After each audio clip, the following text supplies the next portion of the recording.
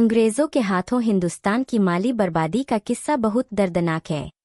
हिंदुस्तान के आम लोग और ताजिर इतने फ्राक्सदिल, रहमदिल और दरियादिली के मालिक थे कि अंग्रेज ने यहाँ से तिजारत के नाम पर इतना पैसा कमाया कि बाद में अपनी चालाकी और एहसान फरामोशी से यह पैसा और अंग्रेज़ों को दी जाने वाली रियायत और रहमदिली खुद हिंदुस्तान के लिए वबाले जान बन गई।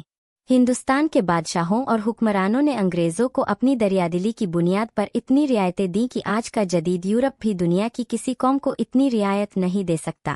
अगर अंग्रेज़ों में ज़रासी भी तहजीब, इंसानियत व शराफत, अदल व इंसाफ, मुरवत व अखलाक होता तो हमेशा मुसलमानों का ममनून एहसान रहकर दायराए कानून के तहत शुक्रगुजारी के साथ अपनी तिजारत में मशगूल रहता।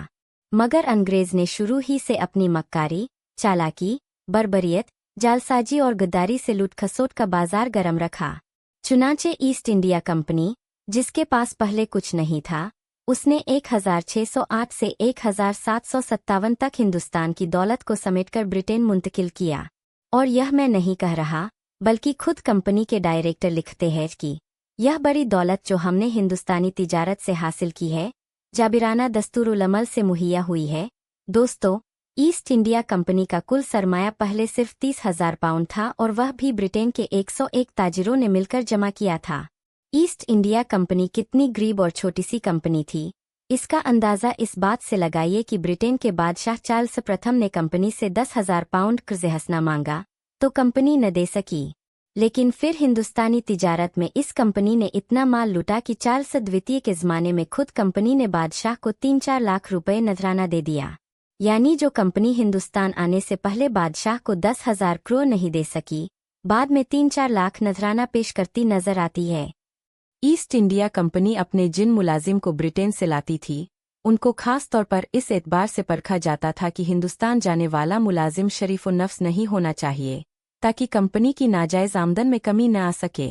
चुनांचे डाकू और जराइम पेशा अफराद को ही मुलाजिम रचकर हिंदुस्तान लाया जाता था।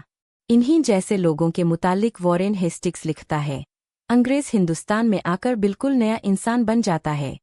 जिन जराइम की वह अपने मुल्क में जुर्रत नहीं कर सकता था, वह हिंदुस्तान में जवाज़ का हुक्म रखते थे। सर टॉमस कहता है, मैं हमेशा देखता हूँ कि बमुकाबिला और कौमों के अंग्रेज़ गैर मुमालिक में सबसे ज़्यादा चीरादस्ती करते हैं, और हिंदुस्तान में भी ऐसा ही किया। मद्रास के एक पादरी ने ईस्ट इंडिया कंपनी के डायरेक्टरों को 1676 में एक तहरीर लिखी थी, जिसमें लिखा था, आपके मुलाजिमों की बदअमालियों से हिंदुस्तानियों की नज़र में आपके खुदा की जितनी बेइज्जती और आपका मजहब जितना बदनाम हो रहा है, इसकी कैफियत आपको मालूम हो तो आपके आंसुओं की नदियाँ बह जाए।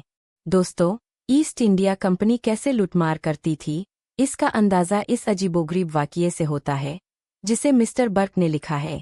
हिंदुस्तान के एक नवाब को अपनी फ़ौज को तनख्वाह देने के लिए पैसे दरकार थे। चुनांचे उसने अंग्रेज़ों से क्रो मांगा। अंग्रेज़ों ने कुछ साहूकारों को आमादा कर दिया कि नवाब साहब को 4 लाख अशरफिया क्रो दे दो। इन साहूकारों ने कहा कि ठीक है, हम क्रो तो देते हैं, इसके बदले में आप कुछ अज़िला क्रो की वापसी तक हमारे हवाले करें। नवाब साहब फ़ौज की बगावत के खतरे की वजह से मजबूर थे, लिहाजा कुछ अज़िला देने के लिए भी तैयार हो गए और तहरीरी तौर पर लिखकर अज़िला उनके हवाले कर दिए। लेकिन इन अंग्रेज़ साहूकारों ने फिर भी क्रो नहीं दिया और एक तहरीर लिखकर दे दी कि आप यह तहरीर अपनी फ़ौज को दिखा दे कि हम उन्हें 4 महीने बाद तनख्वाह दे देंगे। लेकिन यह 4 महीने क्या, 2 साल गुजर गए और 2 साल बाद उन्होंने 4 लाख अशरफिया दीं।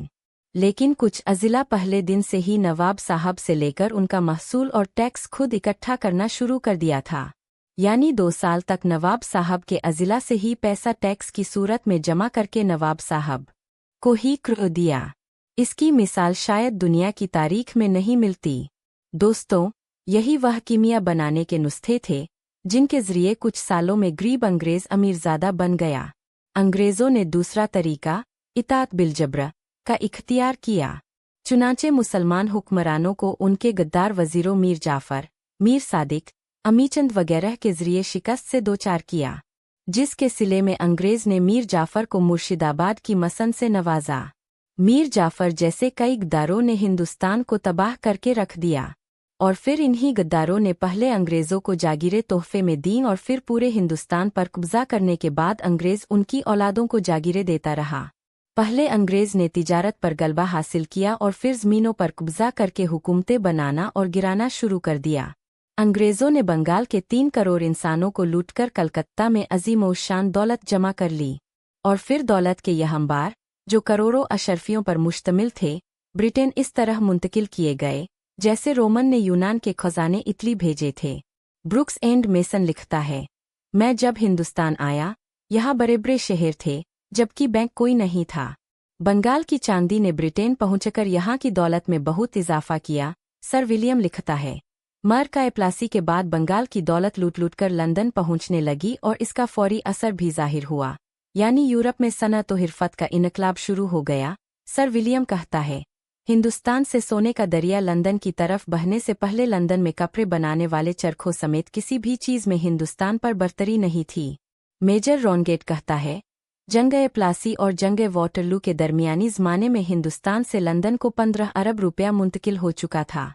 जारी है।